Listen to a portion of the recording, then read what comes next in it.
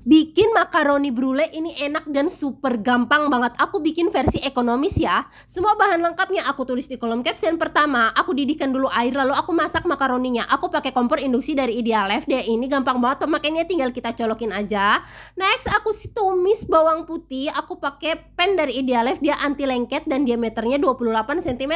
Tumis makaroninya, masukin semua bumbu, kasih saus bolognese dan bumbu lainnya. Aku tambahin jagung manis. Kalian boleh banget mau tambahin daging ayam, daging sapi atau sarden.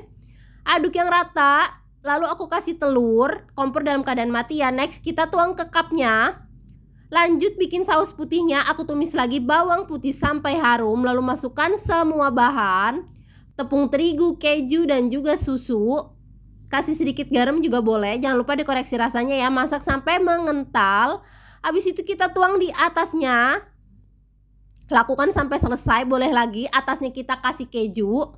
Next, aku masak pakai air fryer dari Idealef. Dia ini low watt, kapasitasnya 4 liter dan juga touchscreen, tombolnya mewah banget deh. Aku masak selama 15 menit, suhunya 180 derajat. Udah matang, kita angkat. Jadi deh makaroni brulee-nya ini ekonomis dan juga enak. Kalian harus cobain, yuk bikin.